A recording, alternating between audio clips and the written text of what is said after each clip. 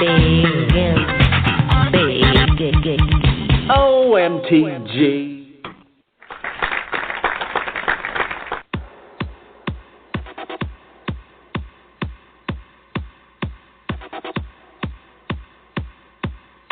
You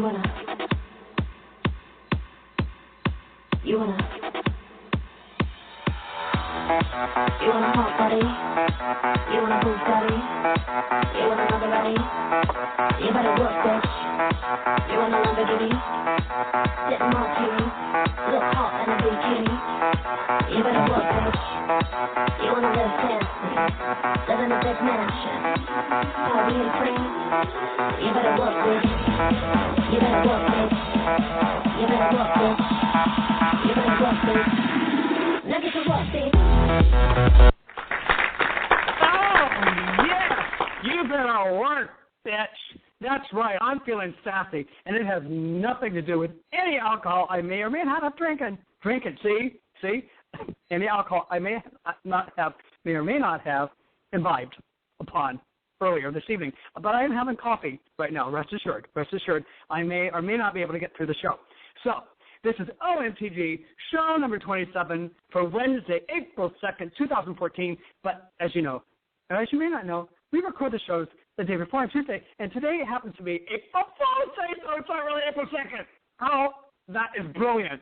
That's brilliant. And on tonight, we have a wonderful, wonderful featured guest, the renowned Hollywood photographer, Timothy Fielding, and he is just fabulous. So, kids, yes, that's right. That's right. Not only do we have our fabulous guest, we have on the show tonight our wonderful co-host, our favorite dialect wizard and actress extraordinaire, the one and only Tuffet Schmelsley.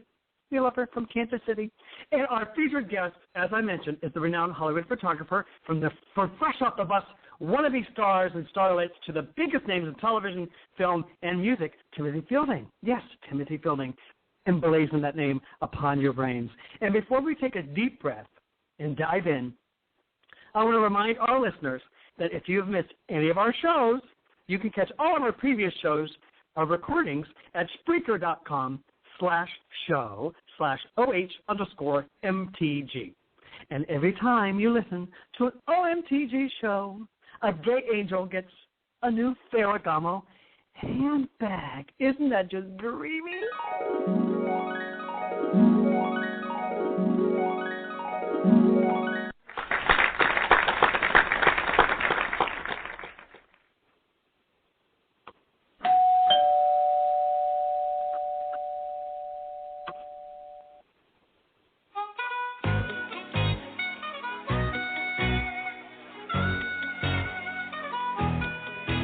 Going down, I'm yelling timber, you better move, you better dance, let's make a night, you won't remember, I'll be the one, you won't forget.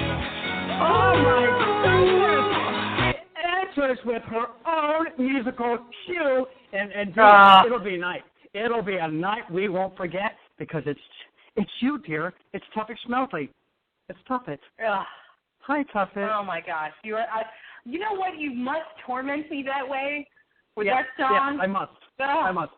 I Yeah. can tell. This is going to be the evening of sass. That's what it is. I can already tell. You predicted it correctly. I love it. So one of my favorite things is just, timber, knocking everything out of the way and having it be all about you. That's why I choose that song, not because it grates on your nerves. So, as we open up, yes, I know. God forbid I'm being underhanded. Yeah, and that I have some kind of, sneaky, underhanded way of a reason for using that song. But, as the top of the show here, we have Tuffet's World, because it wouldn't be any world if it wasn't a Tuffet's world. It wouldn't be any world we want to live in. Right? Yeah. So, now, I wanted, really exciting. We had, last week we were on location at the Talent House creative space on the Melrose in West Hollywood. On the Melrose. Yeah, on the Melrose. And this seems to be like my location, the Melrose Avenue. Because tonight, We're doing the show from JRC Designs Interior Design Studio and Showroom here on the Melrose. Yeah, just on the Nova. Oh my gosh! Yeah, that's and amazing. Then coming up, isn't it? Coming up, the trifecta. We're going to be doing some shows at the Gothic Film Studio called Gotham House Studio. So Gotham City Films has their own studio called Gotham House Studio on the Melrose. Oh my gosh. I know. I don't know. The universe is telling me, Tuffet, the universe is telling me, pick Melrose. Pick Melrose. Absolutely. That's where you got to be. So we thank, and thanks again to Christian Conway there at Talent House, all the wonderful people at talenthouse.com for the great welcome that they gave us, and they just treated us so fabulously. And they're doing such wonderful, wonderful work with collaborations between businesses and brands and artists. So I encourage everybody to go to talenthouse.com and check out, particularly the creative invite that we were a part of called Expand Your Network with Diego Valdez, who is amazing. He's a good friend. You know, he has 167,000 Twitter followers. Oh, my gosh. Really? Yeah. Today I had the 700 mark. Don't laugh at me, kids. I had 700 Twitter followers today. I think that's really wonderful. Thanks. Wow, congratulations. Quality I'm building. It's a slow build. I'm the tortoise. I think I have 15. Okay. Oh, I'll help you. I think I have 15. Now, yeah. The 15 quality guest stuff. 15 quality exactly. Twitter followers. Yeah, and then upcoming this week, you know, we are going to be covering our very first red carpet. Our red carpet event. Yeah, isn't that exciting? It's the 5th annual Indie Series Awards put together by the wonderful We Love Soaps people. And this is going to be, normally they're held at the All World stages in New York City, in Manhattan, and I've been fortunate enough to have been a nominee and a winner in the past with prettytheseries.com. I'm just throwing that in there. No reason. And then now they're going to bring it to the West Coast this year, thank goodness, because we got tired of freezing all the electricians off in February, which they usually were in New York City. And so on Wednesday, April 2nd, is going to be at the El Portal Theater in the NoHo Arts District. It's a wonderful, beautiful theater. So it's going to be a lot of fun covering the red carpet, you and I, and my very, very dear friend, a wonderful, talented director, Ian Spohr. So that's going to be a lot of fun. And we'll actually have some video that we can post on the YouTube. On the YouTube. I'm going to post that video on the YouTube. Yeah.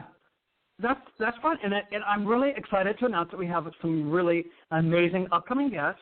Upcoming on April 15th for that show, it's going to be an amazing show. Her name is Amanda Fontino. She's a transsexual woman originally from Kuwait who got political asylum to stay here in America and is working at the Los Angeles Gay and Lesbian Center in the Jeffrey Goodman Health Clinic. As a health technician, and has quite a story to tell. And so I can't wait to bring her story up front so that she can share it with everybody, because I think we'll all benefit from hearing what she has to share.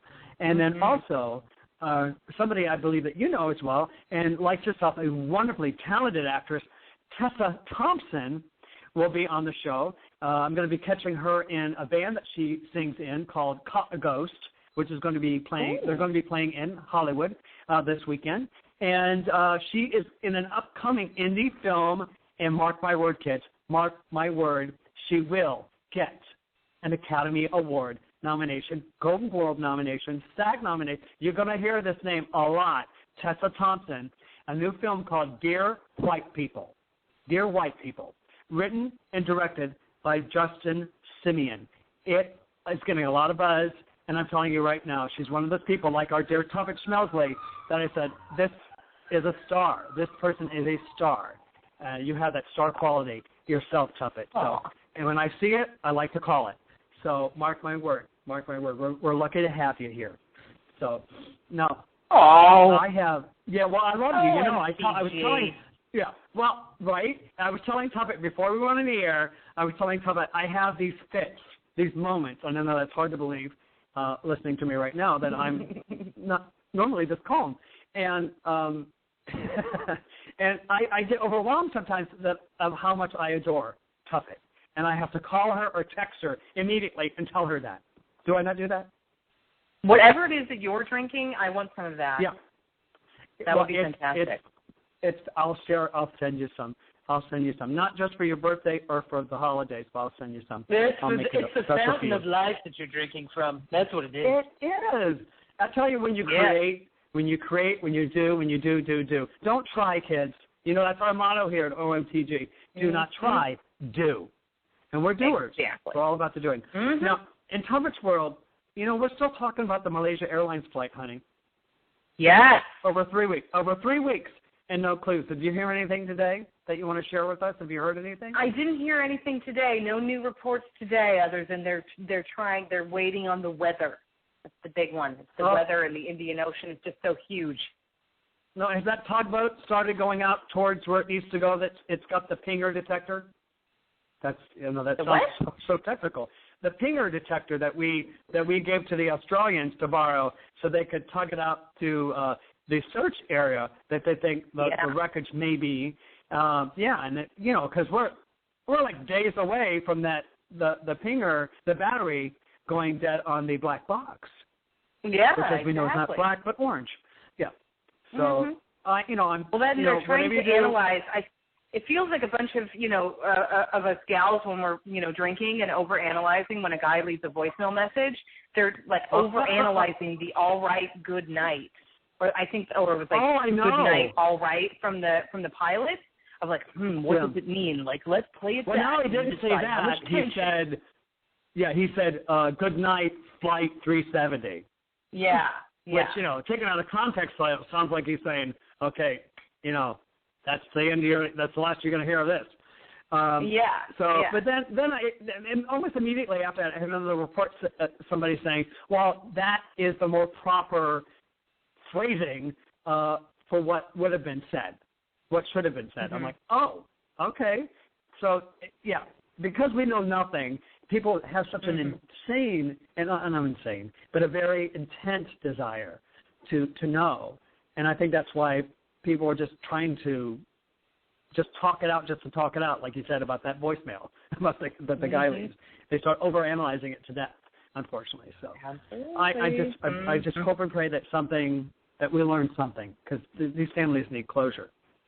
Absolutely. Now, that's the worst part, is that they're just feeling so powerless, and not only to lose a loved one, but then to not know at all how it happened, not be able to blame anything.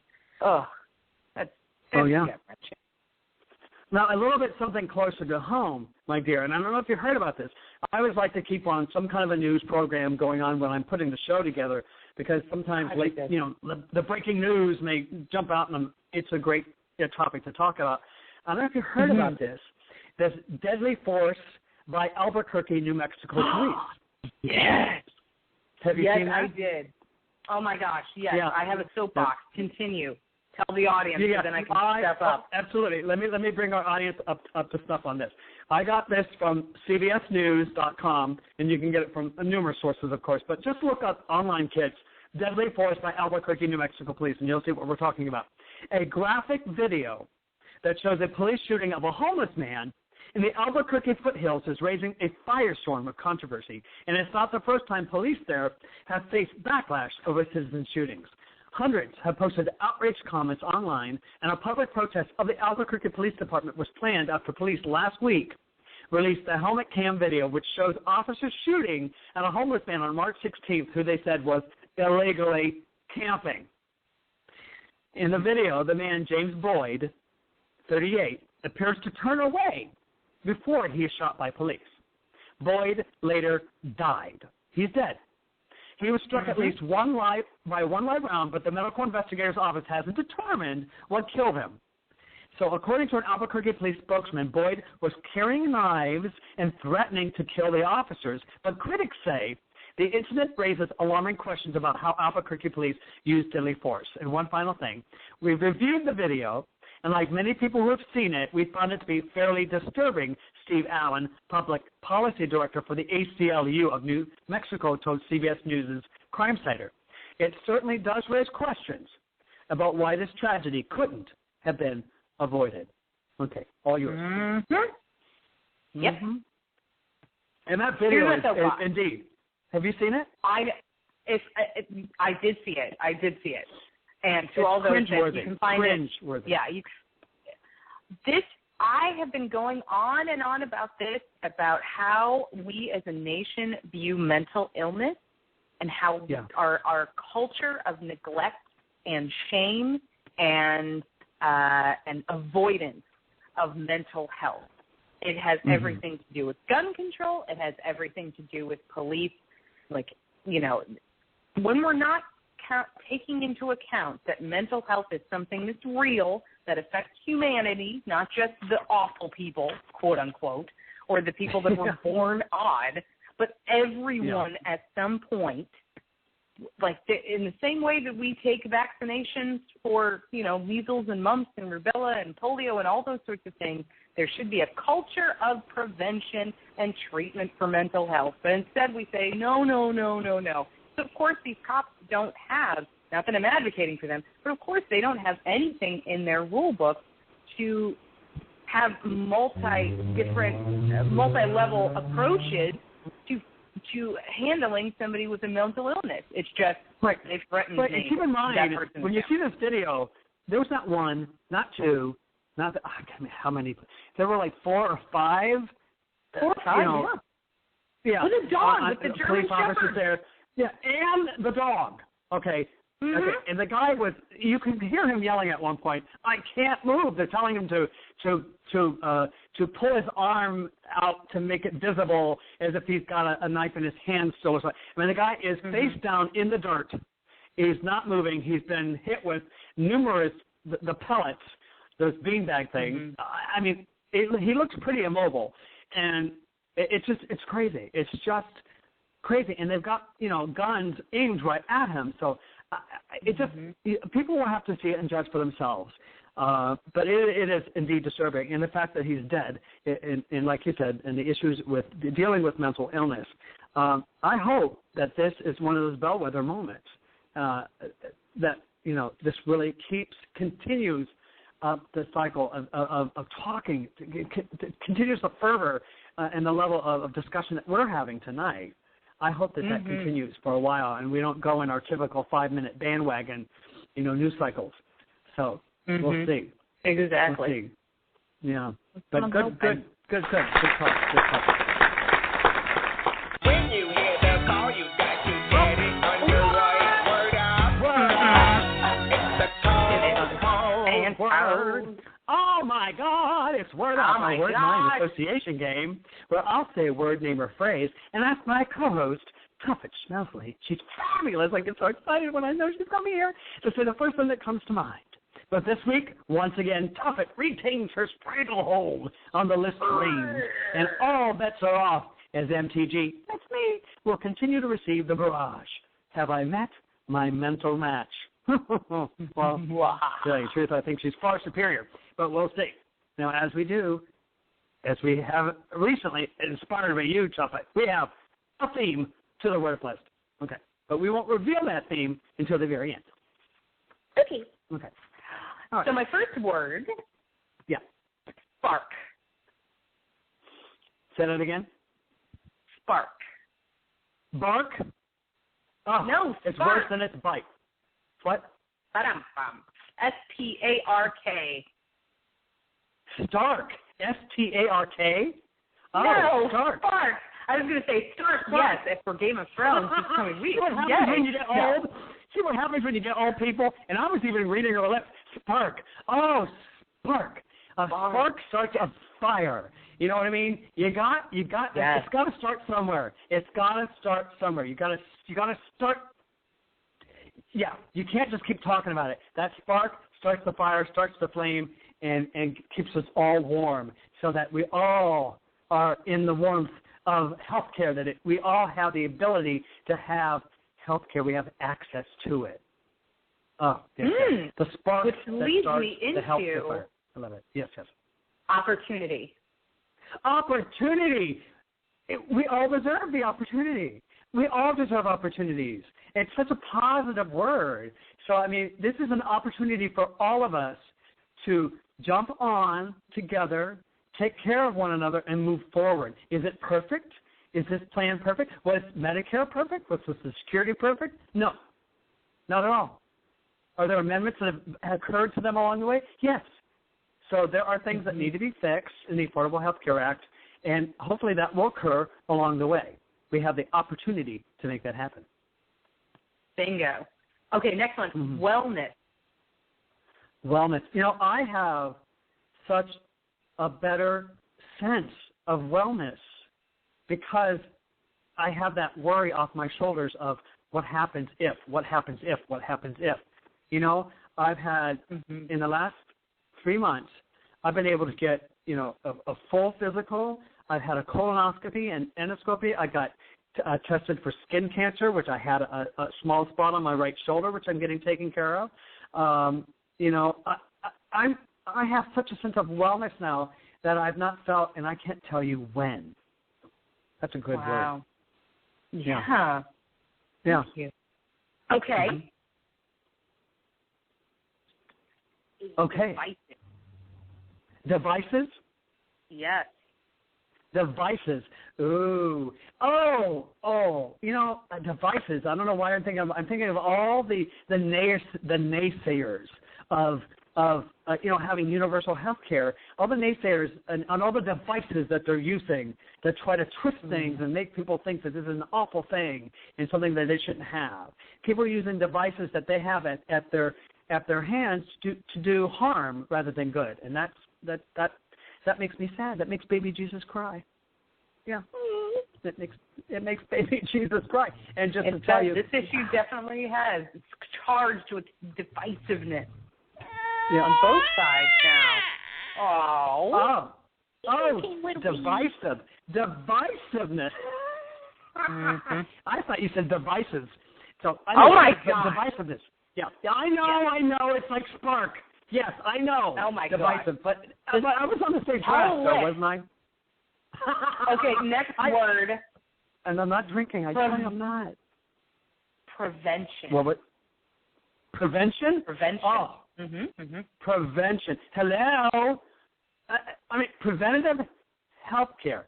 Being able to go and just do a full physical, like I mentioned moments ago, just as, preventative health care. Going in there and just, checking, kicking the tires, getting your blood work done, all that, just kind of checking in and seeing what's going on with your body and your health. That way you can identify things that you need to address and maintain things that you're doing well. So, preventative health care saves us so much time and energy and effort down the road and so much more in health care costs overall. It's unbelievable. I don't need any study to tell me that. I don't know, but I don't think you do either. So absolutely not. Yeah. So okay, last one because yes, dear. This word is probably the most charged of all the words that I came up with tonight. So I'm warning you now. Like deep breath, roll out the shoulders, thinking about it.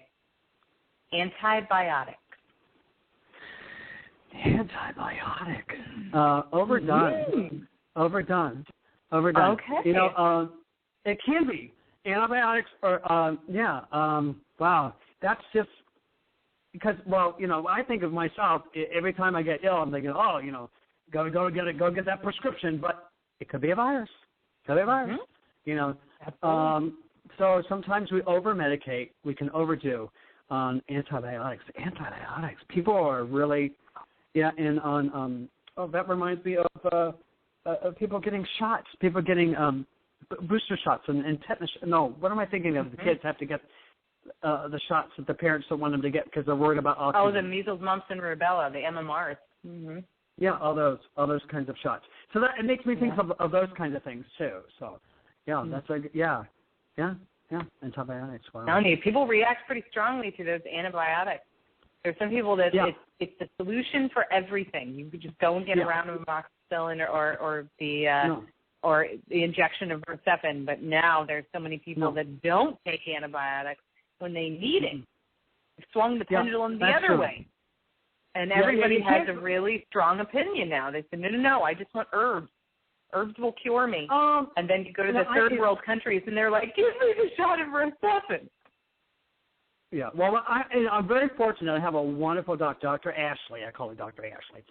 At the LA Gay Lesbian Center, the Jeff Big Goodman Clinic, special care clinic. They're so wonderful there.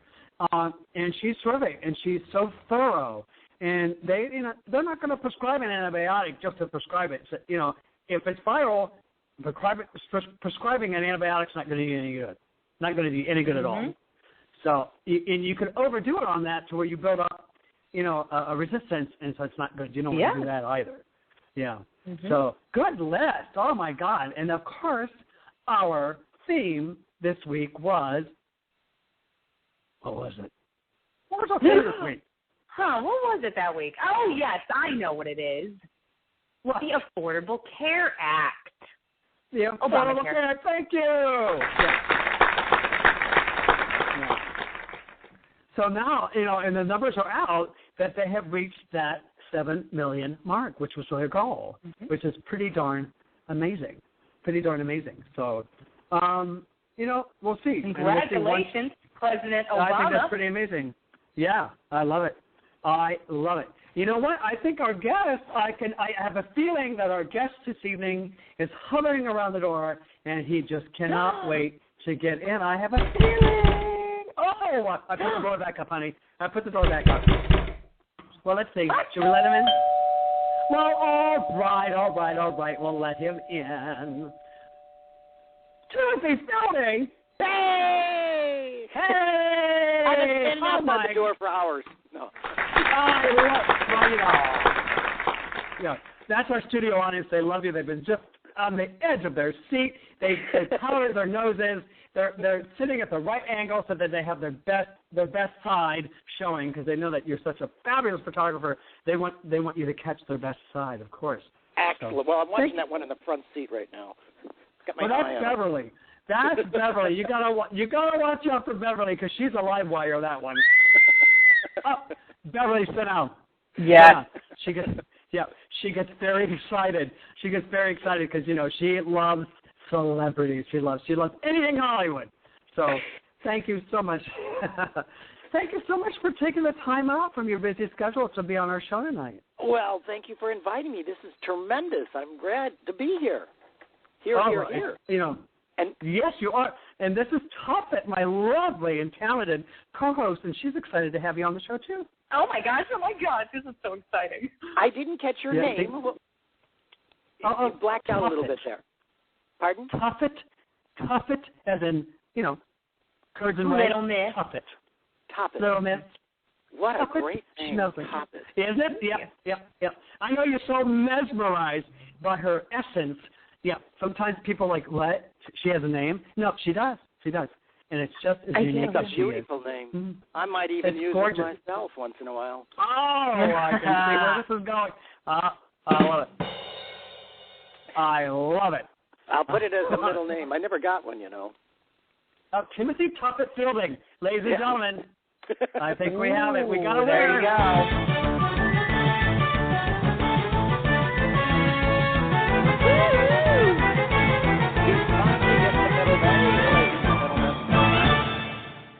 Oh, that's my comedy circus music. I love it. Now, Timothy, as you may not or may not know, I like to set my guests appropriately when they come on. So I need to educate my audience, because not only is OMTG an entertaining experience, it's an educational one as well. And so now it's time to educate our audience on Timothy Fielding. And these are in Timothy's own words. From the moment Timothy Fielding arrived in Southern California, people took notice, not just because of the looks, which launched his career as a model, but because of his personality, charm, and most of all, talent as a director for those captured in his camera lens. Working for such agents and managers as J. Michael Bloom, CAA, UTA, ICM, and many others, Timothy's photos have been featured on album covers, magazine covers, billboards, and stage tributes. His unique ability to capture the inner character of his subjects to reveal their gifts and potentials through a photograph has made him one of the most sought-after photographers in the Los Angeles area and around the world. In the music industry, he has been honored to shoot such notables as Chaka Khan, including the cover of her 2008 Grammy Award-winning album, Funk This, Gloria Trevi, David Arkenstone, Billy Preston, Patti LaBelle, Winona Judd, Apollonia Quintero, and Mickey Dolenz. His work in the world of sports has ranged from Wayne Gretzky, Dennis Rodman, and Michael Buffer to Dr. Jerry Buss, owner of the Lakers. And in 2009, he was commissioned to travel around the country to shoot such famous retired jockeys as Lafitte Pincay Jr., Jerry Bailey, Sandy Hawley, Angel Cordero, Chris McCarron, Jorge Velasquez, Julie Crone, and many others for the Originals Legends Tour. And this work also led him to document the 2009 Kentucky Derby. Now, Timothy is also often chosen to work for various organizations. That was a very bad horse. I apologize. Timothy also is often chosen to work for various organizations to photograph upper management for brochures and publications, and some of these include the Writers Guild of America, thank you, Foundation for Our Global Community, the United Negro College Fund, Stratford Shakespeare Festival in Ontario, Canada, and such notable law firms as McKenna, Long & Aldrich and Strook and Laven. I love that name, Strook and Laven. For more than 30 years behind the camera, Timothy's celebrity credits pass through generations. He's had notable sessions with such luminaries as Phyllis Diller. We talked about her last week. Larry Flint, Bob Newhart, William Shatner, Shirley Jones, Fernando Lamas, Larry King, Christopher Plummer, and many, many more. And through the years, his photos have given many beginning actors their first big break because of his unique talent to bring a real personality, the soul of the individual, to bloom in front of his discerning eye. His true genius is this ability to pull the best from his subjects and to give them an uplifting and outrageously fun experience in the process. My goodness. Look at that was a mouthful. Holy cow. That was a mouthful. Well, you know what? And sometimes I chew on it, and sometimes I spit it right out. And that was, yeah. You know, and yes, that's a lot. But, you know, I want people to know I'm really proud of who you are and what you've done and what you continue to do. And I think it's important to share all that with everybody. They should realize the breadth and depth of what you do and what you continue to do. Because you're welcome. I'm just always amazed at the level of joy that you have for the work that you do. And I know 2014 marks, how many years have you now been a professional photographer? Probably around 31 years now, something like that, 30, yeah, something like that. I remember I did a lecture in Chicago, which got me here, and so I was doing it for a couple of years. So I think it's about 30, maybe 32 years, something like that. Our audience was impressed. And you know what's so funny about doing it all these years, though, is like just recently I just shot Jason Duran. He's a hip-hop singer right now that's really, really popular right now. And of all the years, all of these stars all have the same thing about them. They are able to exist in a kind of a world that's unto itself. It's very unique, you know. But they all have to have a certain thing, and that is talent. Especially in the music business, they have to have a song. They have to have the song. You got to have that hook. You got to have that first hook. Yeah. And you want to be hopefully more than a one-hit wonder. Yeah. Yeah, so, Jason Derulo, the one I just shot, who did Derulo, and he happens to be awfully attractive too. Yeah, that doesn't hurt. I just shot him too, and he has that same ability, you know, and a very kind person. When you're working with them, he knows the behind the scenes and how much time it takes, and you have to deal with that. You appreciate as a photographer because you really, you generally have, in most cases, very little time sometimes to photograph them. Especially when they're on tour, schedules. Like that. Yeah, the schedule can be, you know, and so they appreciate if you can work real quickly. That's what Shaka always loves, is that I'm able to get her shots done and so she can keep moving. I mean, she's that kind of person. I just love that you have that special connection with Chaka Khan. I think she's wonderful, and you do such terrific work. You really capture her essence, and that's why she stays with you. Well, thank you. I know that's why you're welcome. Yeah, this is going to be another love fest. Like I told Tuffet. Moments, right? Yeah, I have these moments, Timothy, where I just get so filled with like the love and adoration I have for people in my life, and And I'll have these moments where I just go, oh, my God, I just love Tuffet so much. I have to call and tell her or text her. And that's how I feel about you, too. I just think you're so wonderful in the work that you do. And how do you keep your level of enthusiasm for the work that you do, for your profession as a photographer? How do you keep that joy in what you do? What I do is I constantly draw out ideas of something I want to do, and that keeps me activated to produce a new light or design something different. So I want to use that thing, whatever it is that I start to make, and so it gives me that enthusiasm to get out there and do something new. It's the key is the lighting to me, and so I'm always making something. I think, well, oh God, this will be very effective or useful in so-and-so situation that I might do. And so it really kind of keeps me energized a lot. And because I know the real important thing for me is meeting people. I just love meeting people. It's the biggest thing about the job is that I meet so many different people. It's not just the person I'm shooting, but maybe they have friends of theirs that they bring along and stuff. And so you meet just tons of people, and it's one thing I've always enjoyed as a kid. My parents used to wonder, where the hell is he? And I'd be off meeting all kinds of people where I was. Oh, wow. Always just out meeting strangers. Yeah, I'm always out meeting strangers. That'll be me. No, so how do you fuel that? How do you fuel that momentum of meeting new people? What do you do in particular? Are there various things that you do directly or indirectly in terms of marketing and putting yourself out there? You don't just wander the streets of the valley, do you? There has been those occasions. But I've seen you. But I started a YouTube channel up just recently. I got a producer who works on reality television, Dave McGuire, and he's been asking me to do it for years. And so anyhow, I just started doing it about 3 or 4 weeks ago. And it's a way of being able just to kind of share information with people, because I do think that most young actors or performers, when they get into the business, don't really realize how important, first of all, the photograph is of them, and they don't kind of understand the whole mechanism of it, because they're trying to find an agent. They're all kind of mixed up about it. And I see so many come in with such absolutely kind of very sad-looking photographs that are not going to allow them to get seen by people, and they might be very talented, but they're just going to be sitting on a shelf. So when you say sad-looking photographs, what particular qualities about those photographs are sad to you? What do you mean by sad? Well, but first of all, what I mean sad is that, first of all, it's the light. It's the start of it, because in today's market, most casting directors and producers, whomever it is, when I'm working with them, they're looking at the person's photograph. It's the first thing they ever see of them is their photograph, and they're seeing it online now, and it becomes kind of a thumbnail type of thing. It's not too big. It's only about 2 inches by 2 inches, so it isn't very large. And so because of that, it has to kind of pop off that screen.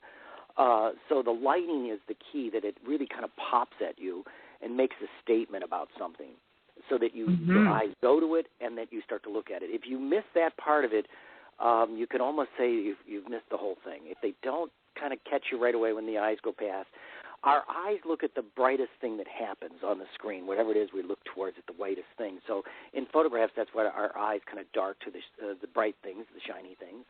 And so if the photograph isn't lit really interestingly, it most likely won't even get seen. And so they get passed on very quickly. And there was a girl that came in just recently, and she had photographs what I call really sad.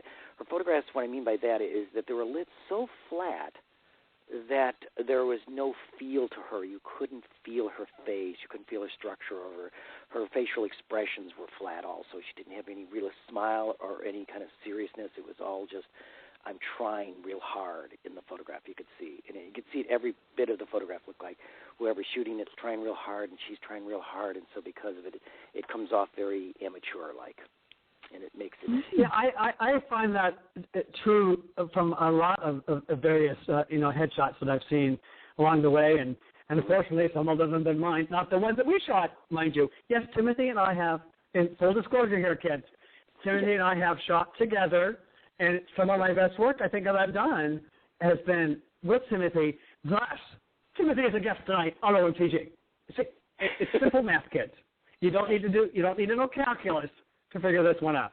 Yeah. So and so I'm really delighted when I to be. You, I thought was interesting is that You showed me all your other photos, and nothing in those older photos showed me the depth in you as an actor.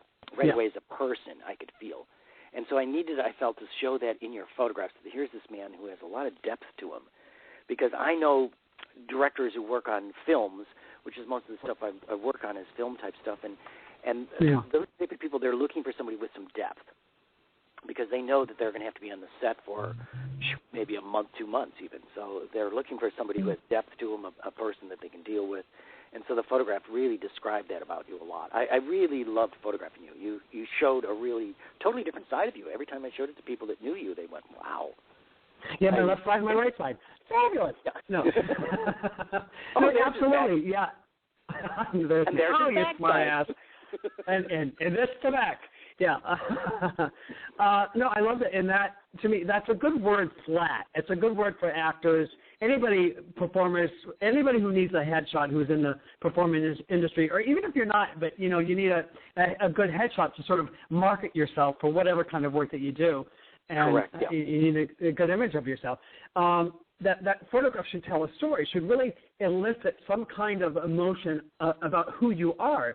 And I have noticed that from a lot of headshots. There are a lot of people out there just who they can call themselves actors. There are a lot of people out there who refer to themselves as photographers, and they're not really. They're just somebody with a camera. And you get a lot of headshots that are flat, and they don't really tell you anything about the actor. They're kind of like, I call them, your senior photos. Your high school senior. That's what they look like to me. Yeah, that's true.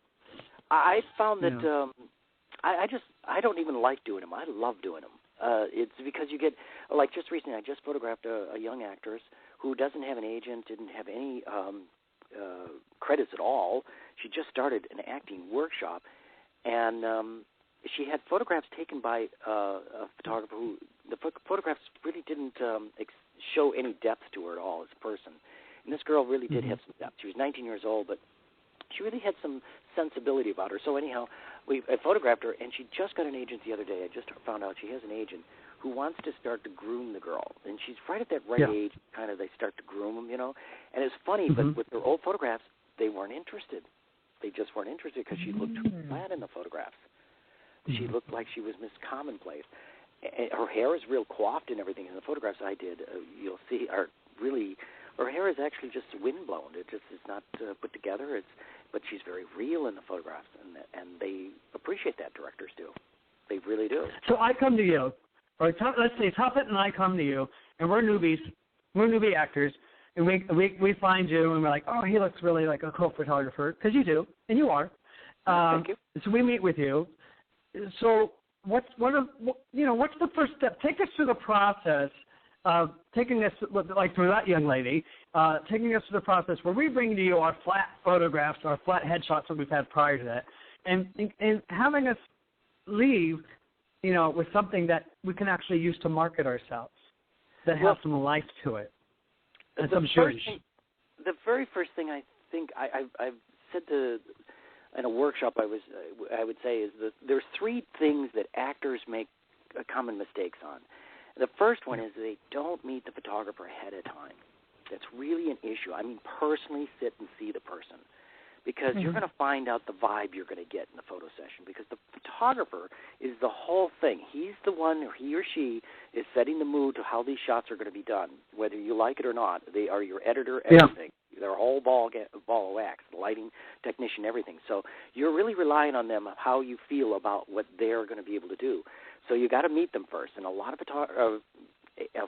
people that I've shot have told me, oh, they went on their agent's recommendation, they just went over and had them done, and then they come out and they're not real pleased with it. Well, they didn't get a rapport with the person. And so, like I said, the photographer it sets the ambience.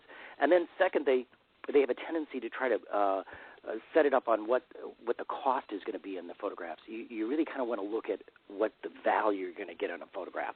So when you go into the photographer, take a look at what the value he's going to give you, he or she. So when they come into me, I like to have them sit down. We get a chance to talk about what it is they're looking for. maybe they've had photographs in the past, so I can bring them in so I can just get an idea how they have perceived themselves or sold themselves before. And then we kind of talk about, then I obviously talk about what kind of roles they really want to do and what kind of roles they're getting called for. Sometimes that's a totally different thing, those two things. They want to do something, but they're not getting called for that. And it could be that their photograph doesn't say it, or they personally cannot do it. And that's something they have to get the reality with, too. Some actors don't. Tell me, that's an interesting moment for me. Now, what about those moments when they talk about something that they haven't been able to express in a headshot, like a role, particular type of role that they think they can play, but you've got to get it in your gut that they really can't deliver that?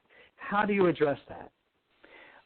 First of all, that's the thing I talk to them about. I try to say to them, in reality, what do you really want to do, and what can you really do? You know, is your voice, a lot of it has to do with a person's voice.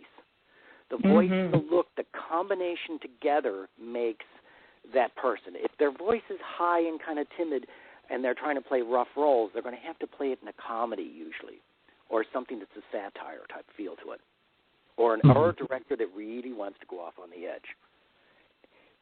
And that can be done, too. That can be done. I've seen it happen many a times, too. So I don't ever try to discourage a person. If they really feel like they can do that, let's give it a shot and give yourself an opportunity for that call to get in the door, see what you can do with it. You might convince somebody that you can do that. Because a lot of times an actor will come in and they look real rough-faced or whatever the guy is or something, and he's going to play the tough guy. And the young guy, I had a guy came in about 6 months ago, I remember. He looked very kind of frail, you would say.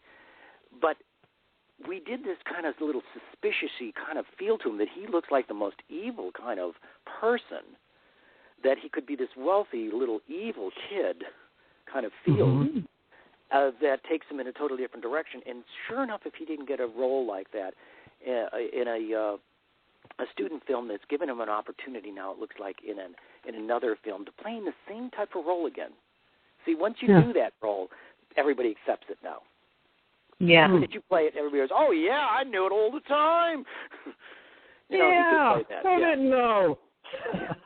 So you establish a rapport. You know, don't harp on the cost factor alone as one of your primary factors. What was your third point? The third point is not to try to come to or go to a photographer because they did something that you like that they did that's great, but maybe it doesn't fit for you. Do you know what I mean? Some people sometimes want to have a comedy shot. Maybe that's not going to be for them. They don't really want to do comedy, but they see a shot that looks kind of a slapsticky kind of thing, and they want to try to do it.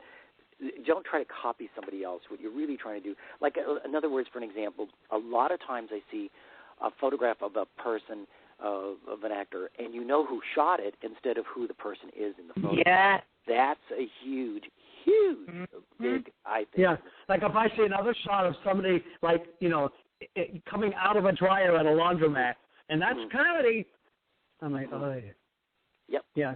Yeah, I know what you're doing. Yeah. There are good 3 or 4 photographers in the city where you can see it's their work, and so you're seeing the photographer's work first and not the actor. Right, exactly. That's exactly. And people are paying thousands of dollars for it. Oh, yeah. Oh, my goodness. Yeah. And to be honest with you, it's very simple for that person to do that because, see, they're doing the same thing over and over and over again. Oh, sure. They're doing a style, and they're not really addressing the individuality of the actor, of the performer, of the individual. Yeah. Now, have there been times throughout the years? Have there been times where you've turned somebody down? You just didn't feel like it was the right match? Yeah, I remember once. It only happened once, but I remember I wasn't there the day that I had an assistant that was there, and they booked this person to come in to shoot. And the day I went to shoot the person comes in, and I remember meeting him prior to that, and thought to myself, geez, I was hoping not to shoot that person because I just didn't feel like the person had good feelings about the whole thing. In other words, it happened to be a female, and she was just very burnt about all of her experiences in the past about her photographs. And she just felt burnt about life. I don't know how to quite describe it. It wasn't something that, it was just her. She didn't feel comfortable, and I felt like I'm just repeating this uncomfortable feeling that she's going to try to put out there. And that energy is just not going to work. It's never going to get you anything. So I just told her, I said, I think you could find somebody who could do a much better job than I can at this, because it's not something I can feel like I can do very well. And she said, really? Well, and you still found a great way to express it. So God love you. That's something that I just want to hug you right now. Now, what are some of the most? They could do it though. That's yeah, the way I look at it. Maybe she found somebody who just she's got a bad attitude. So what? I need the money. So one of the things, like I said, I really respect about you is the respect that you have for yourself and the work that you do, and that it's not just about making the money, but it's a learning experience for everybody, and you want to enjoy what you do, you want to love what you do, and you want the people you shoot to get something out of the experience. So that's why I'm kind of looking at all angles on this to see, what are the times that why do you take the clients that you do? And I thought it would be interesting to find out, are there times that you do turn somebody away? Because, if I hear one more person going, in this economy, it doesn't matter. It doesn't matter. Well, this is the way I look at it. It's I'm not just photographing them, but after the photograph session is over with, I'm still working with that person on the computer for maybe days even. And so I want that experience to be a great experience, not a good experience, a great experience all the way through it. And so I don't want to, if I had a bad experience shooting it, I don't want to be going through the whole thing afterwards too, looking at it. Yeah, so I don't go that would be it depressing. Yeah, I just won't go in. I just don't. It's not worth it. I've done it so much. It's just not worth doing it that way, because you'll never come out with something. If I'm not, I look at it this way: if I'm not really excited to shoot that person, they're not going to get great shots. Mm-hmm. Yeah. Okay. And I'm telling you, if the photographer, I don't care who you go to, if they aren't feeling terrific about shooting you, I mean terrific, not okay, but I mean terrific, over the edge, you're not going to get great shots. I'm not kidding you. You're just not. It's just the way it is. It's all about the energy. You mentioned I worked with Jerry Buss, the owner of the Lakers. Mm-hmm.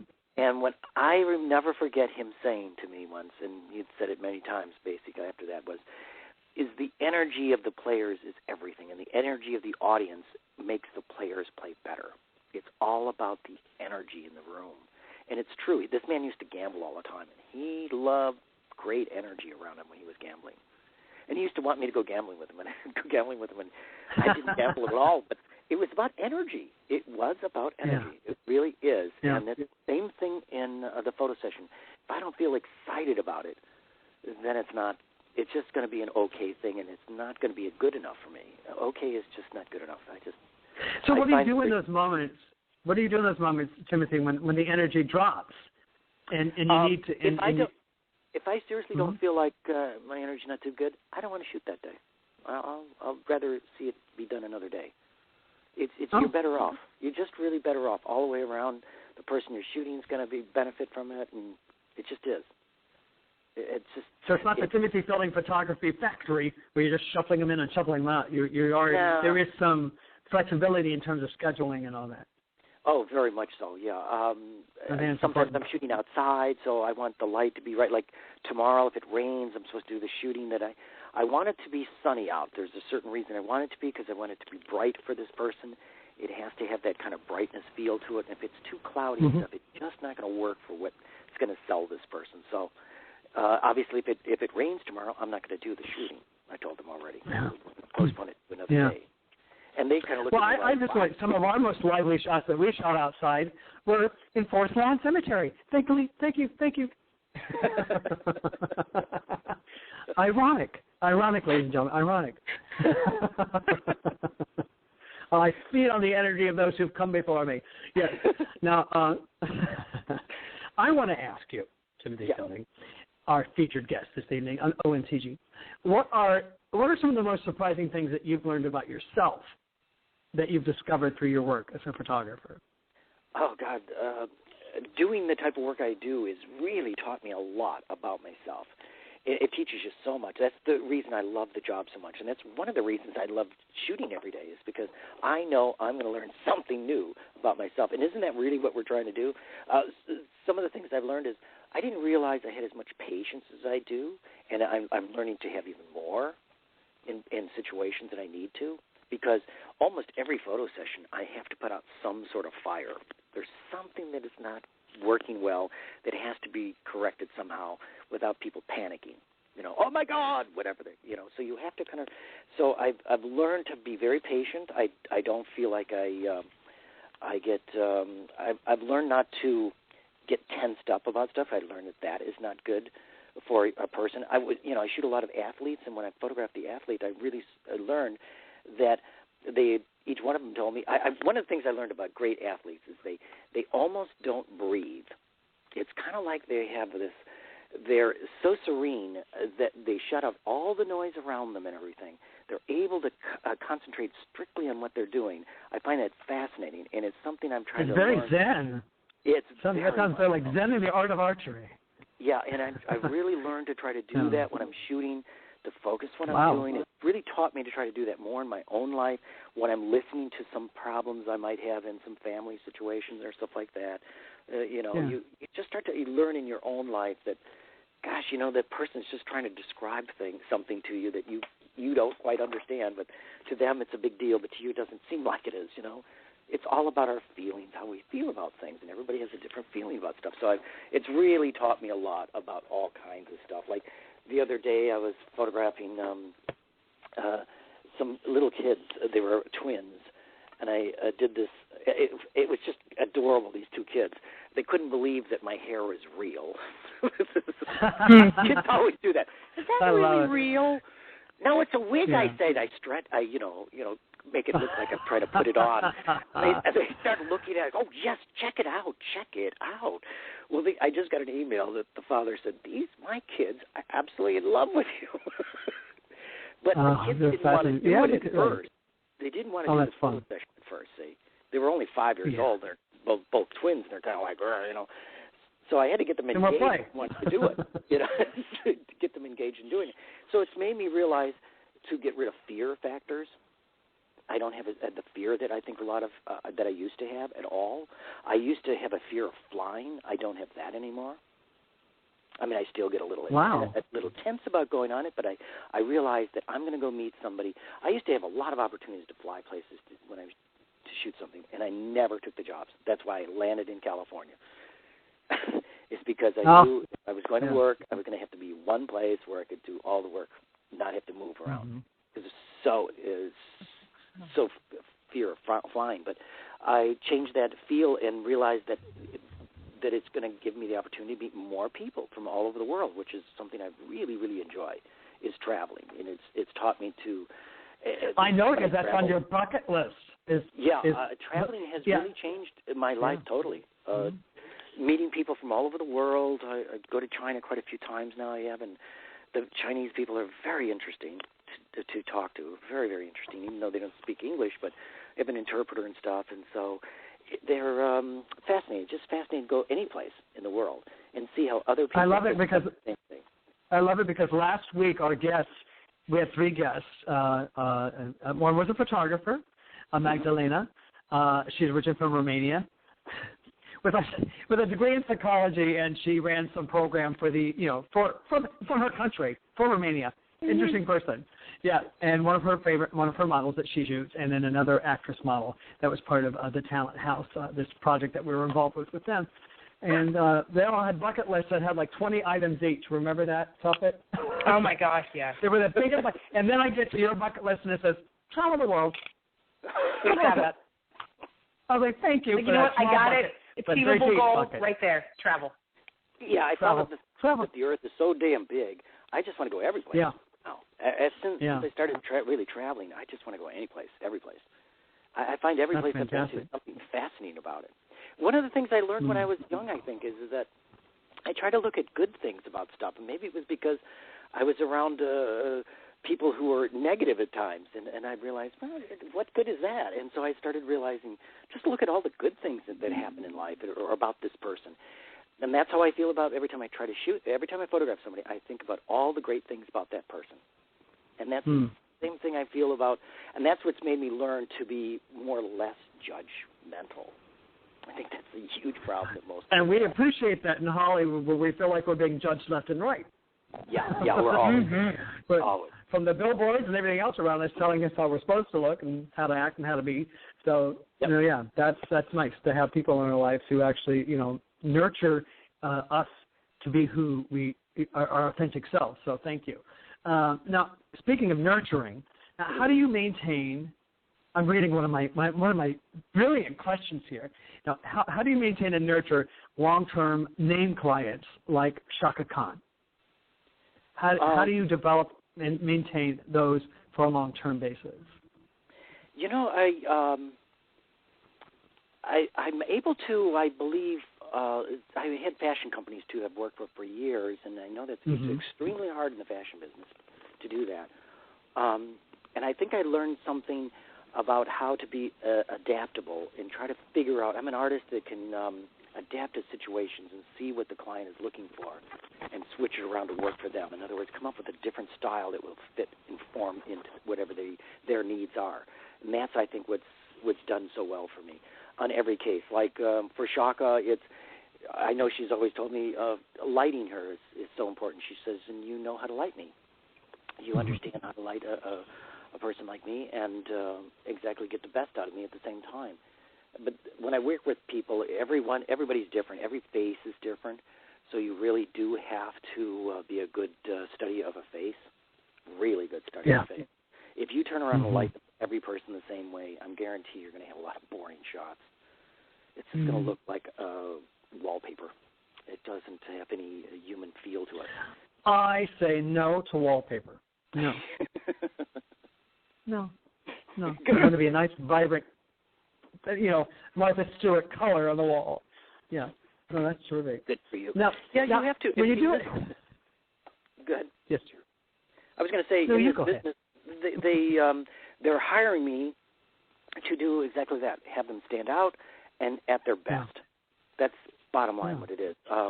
If they didn't, they would go to a paparazzi. They'd just get, that's the difference of it. Paparazzi's trying to get the opposite of that. They're trying to get something. No kidding. Yeah. But those things sell big.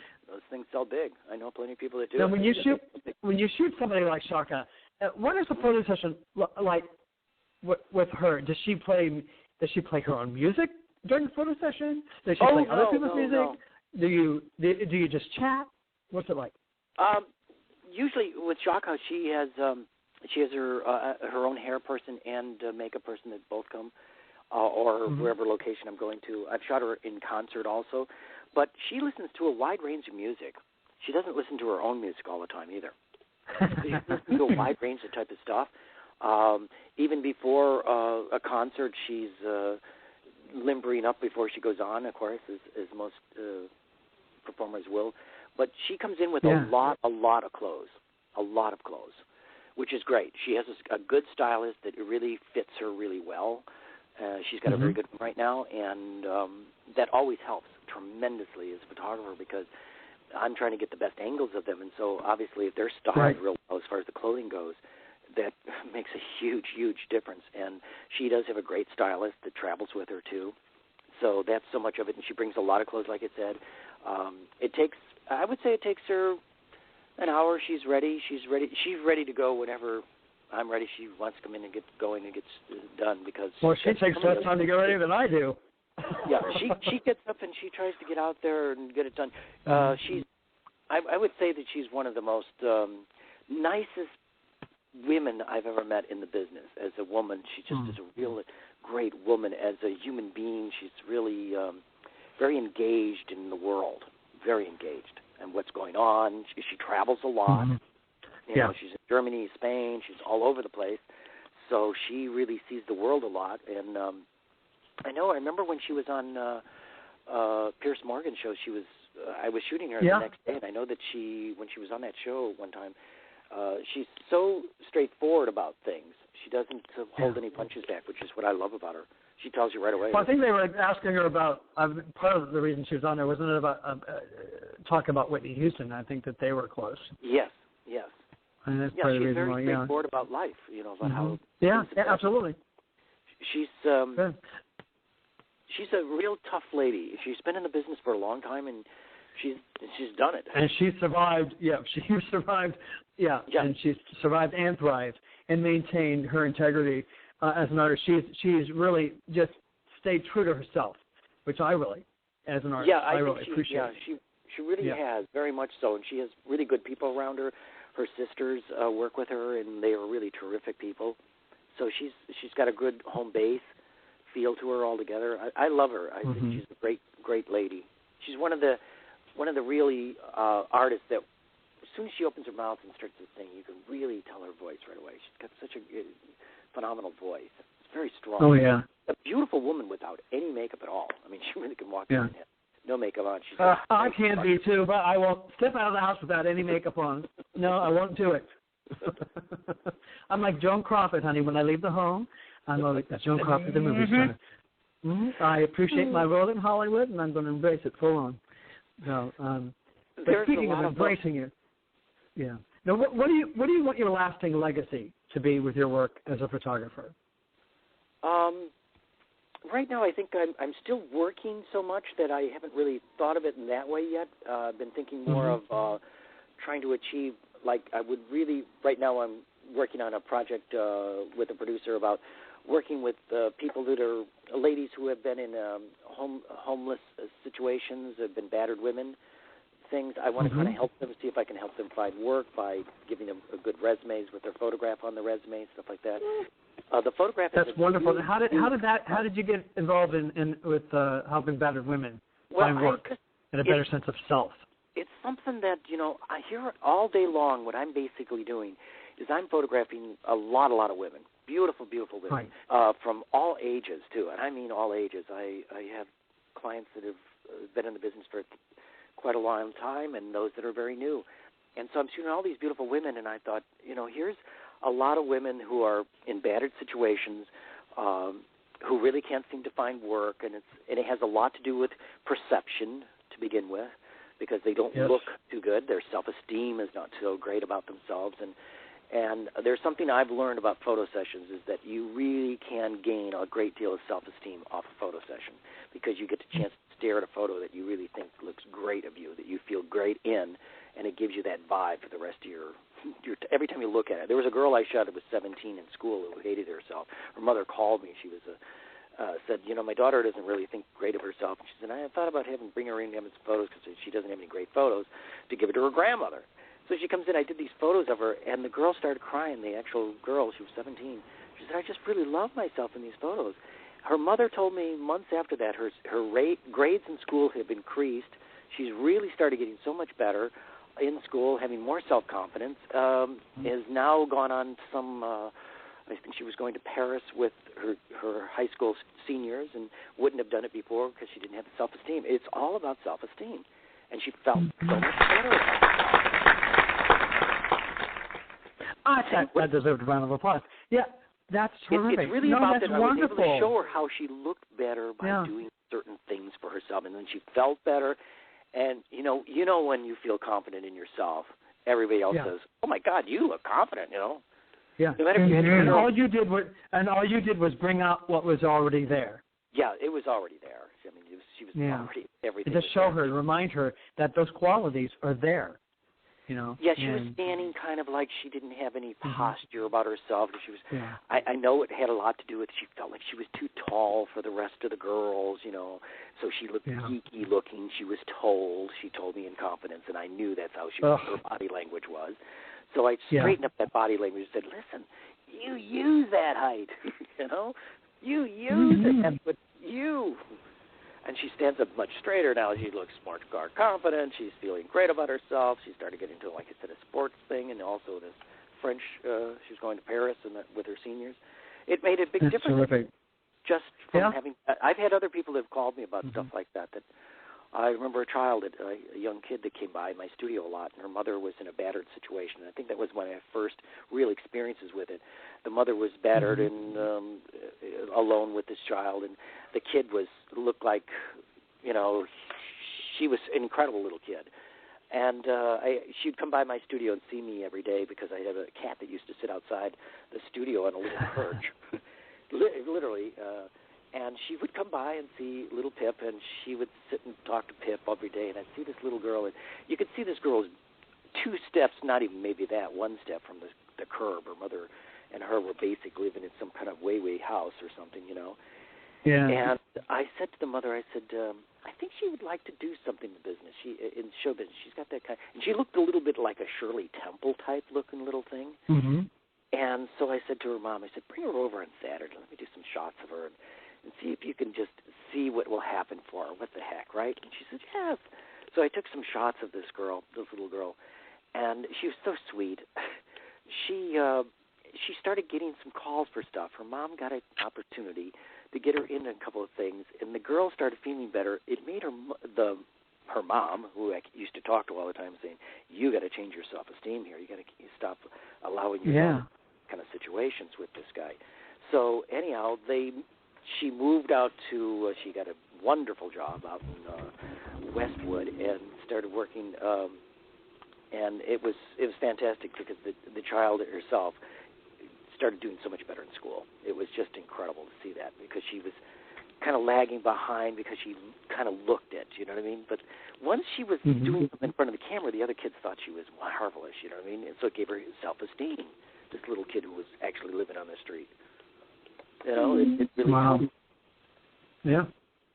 Now, let's talk a little bit about how it looks like you're starting to do more with reaching kids that, speaking of this young kid who was talking to Pip the cat, what about other elementary students and talking to them about photography? Do you use like this experience you had with this young lady to kind of show them that photography is not just about taking a pretty picture, but about capturing the unique qualities that each one of us has? That's kind of like the story, or kind of the theme that I'm getting from what you're telling. Yeah, that's, I'm really interested. In fact, if there's anyone out there listening that would like me to come to speak at their school, I'd love doing that, speaking to different school students. I've actually spoken to some very young ones, in fact. It was kind of rare to have me in front of all these young kids, because photography is kind of a technical type of thing, you could say. So I originally, when I went to see these little kids, they were all first graders, the youngest I've ever done. And they were so much fun. They tried to guess what kind of work I did when I walked in. And they said all kinds of stuff. What were some of the things that they guessed? They guessed magician. Okay. That's awesome. I love it. Fireman. Oh, wow. A fireman. I love it. Did that throw you for a loop? Yeah, one said I was a scientist. Okay. Yeah. That's fun. One said that I must have a circus or something like that. I think was one said too. Oh, wow. I love it. That's fun. Those are all wonderful guesses. But when I would talk to the kids, I realized they really wanted to know all about the people you photograph, not much about the equipment. See, at first I thought, well, I was going to explain all the equipment to them, show them how to use the camera and stuff like that. Really what they wanted to know is who does what does where. I thought, my gosh, this is e-entertainment right here, right in school. It was unbelievable. Yeah. Now, you do like an on-site photo session with the kids or anything like that? You show them how to take photos? I love doing that. In fact, I'm trying to put some more of those together this season here with school, even in summer school too. I've had them actually at my studio at times. I used to have North Hollywood High. We used to come over and it's fun to see the questions that you get, what people will ask about things, random equipment. Basically, what I've tried to do is just stimulate them to get into life, to find something they love to do. It's not photography is the key. It's just finding something in life. It's a metaphor. I think when somebody, as I'm sure both of you know, is when you have some passion for something, you live life stronger and better, and you actually share more. Absolutely. But I love this notion of going into the elementary schools and talking to our grade school children about photography and using some of the life lessons that we've talked about. Using what you do as a profession to talk about self-esteem and to talk about embracing each one of us' unique qualities that we bring. And because it goes to harken back earlier in our conversation this evening talking about those photos that you've seen of people of other people bringing in, of actors and musicians and sports, personalities, bringing in photos that were flat. And if it's a flat photo, it doesn't tell your story.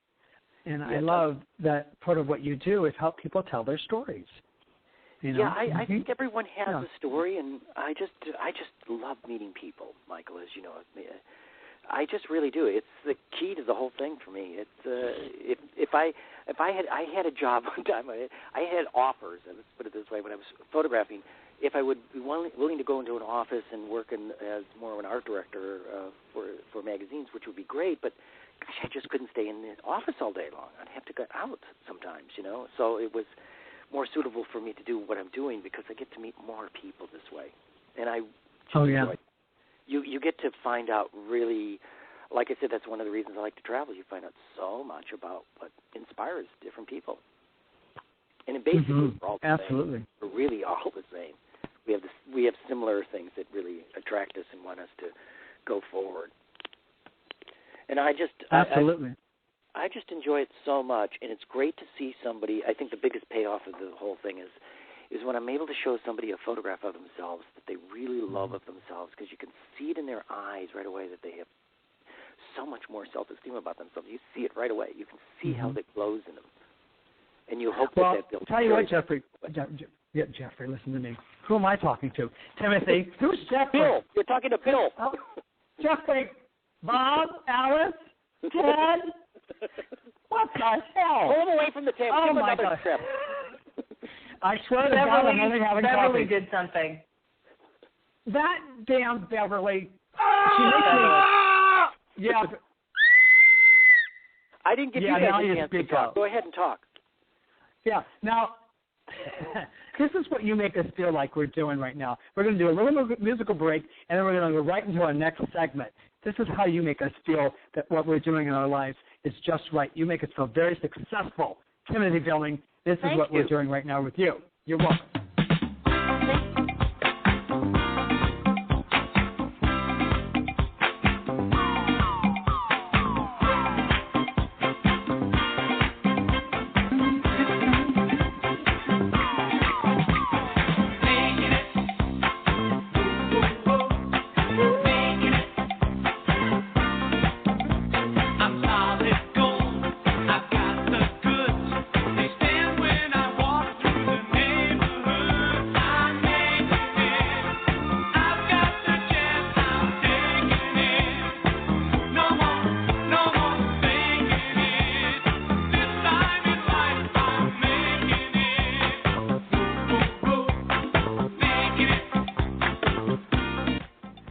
Yes, you make us feel like we're making it. Timothy Fielding. Timothy Jeffrey Tuffet Fielding. I got another middle name. Well, you deserve all of them. You should have 20 by the time. You're going to be Elizabeth Taylor, Hilton, Wading, Todd, Fisher, Burton, Burton, Warner, Vitensky, before the night is through. Come on. Well, I just really enjoyed this talking to you. To both of you. It's not over, honey. I didn't get a chance to listen to this. We'll keep going. Make no mistake. Oh, no. We're having you here the whole night, honey. Now, this next segment, Timothy Fielding, Timothy Fielding, is called Just the Tip. This is where our featured guest, Just the Tip. Keep it clean. Well, that's good in many ways. But we're our featured guest, Timothy Fielding, that's you, and I and Tuffet will give you just enough info to get you started. That's our guests. Our audience. We're going to give them just enough information to get them started. After all, we're entertainment prostitutes, not whores. We don't just give it away for free. There is a small shipping and handling charge. Now, our featured show tip this week is, now this is a far stretch. I don't know if it has anything to do with what we've been talking about tonight, but our show tip this week is how to get the perfect headshot. Think we have something to say about that? Maybe? What's that? Okay. I know. It's going to be tough, but we'll make it. Okay. So, hold on, kids. MTG's got to plug in his little microphone here. Okay. Now, I got this from ehow.com. I just love this. Ehow.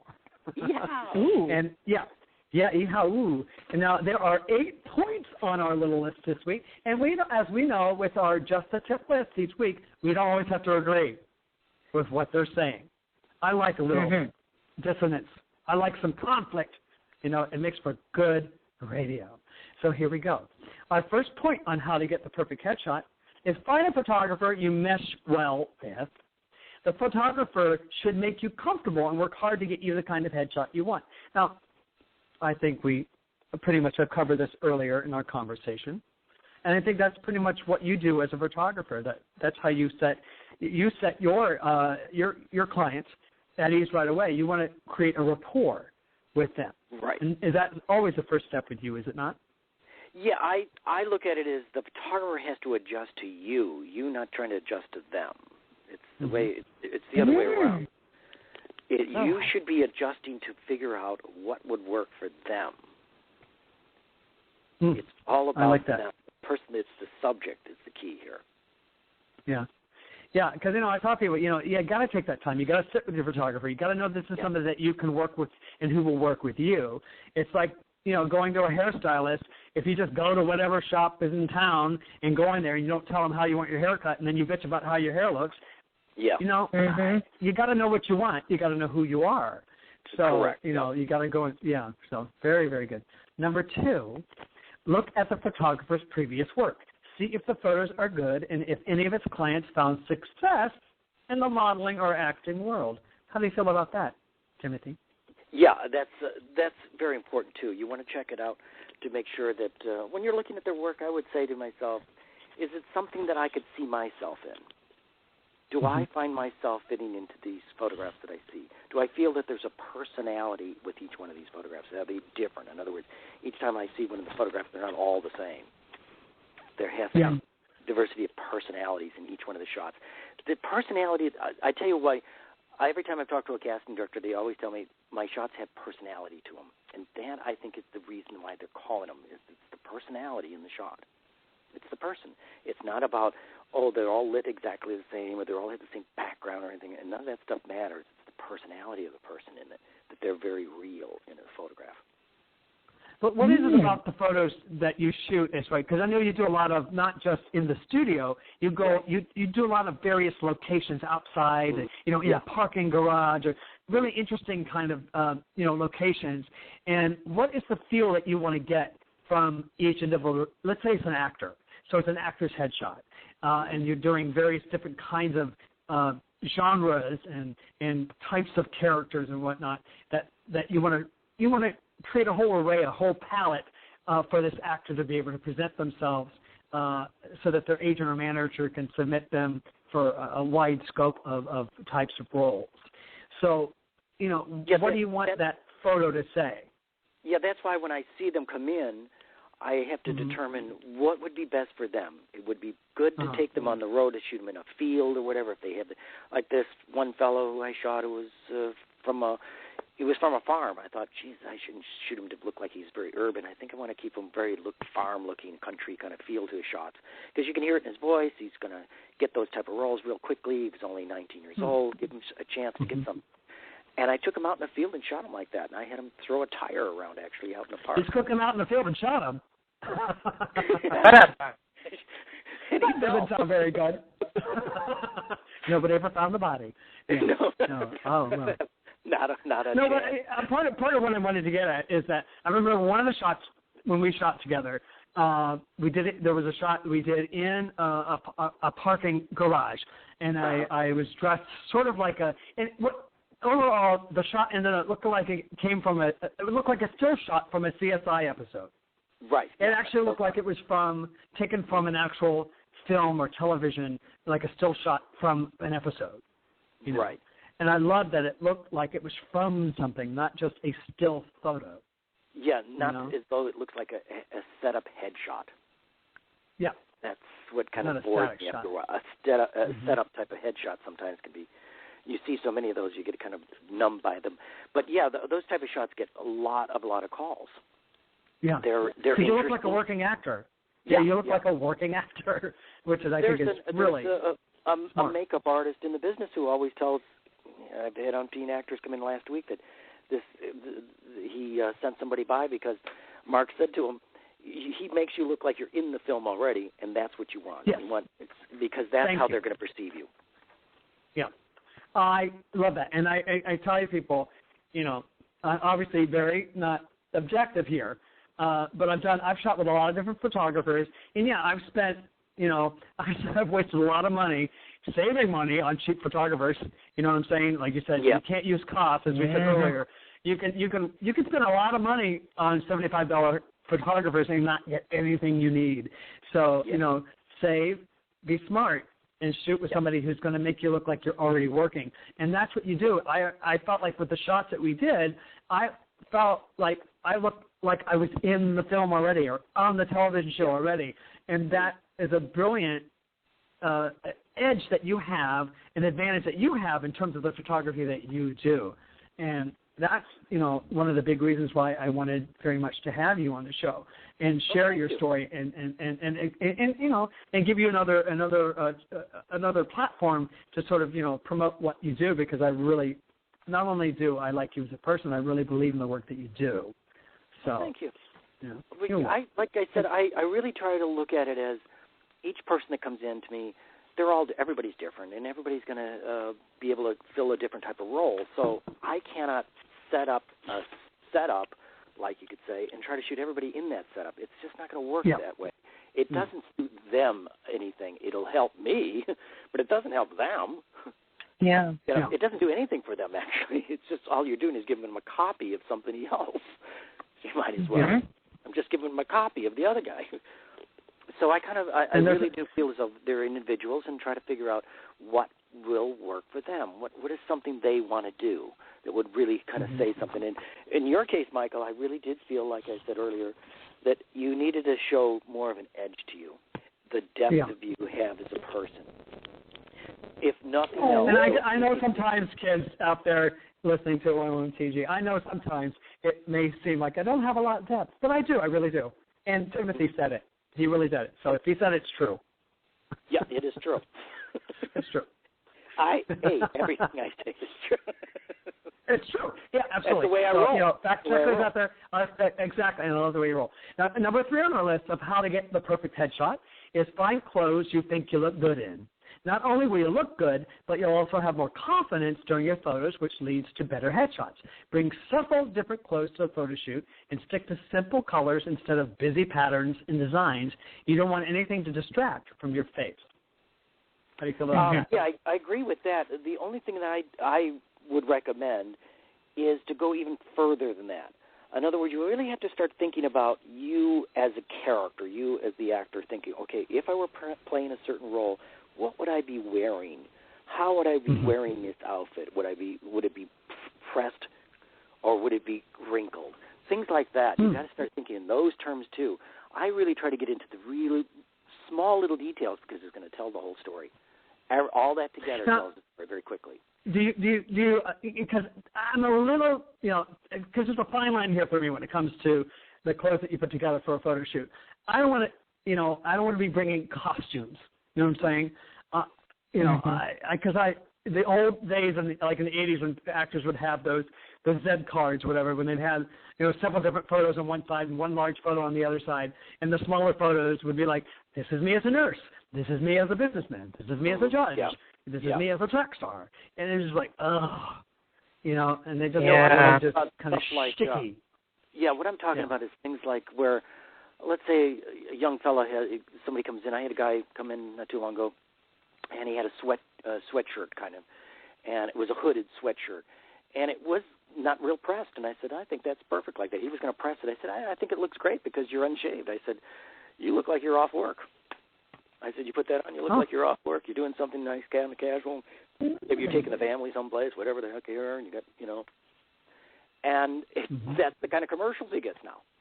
But if he pressed it, it would look just too like he's set up to do a headshot again, you see?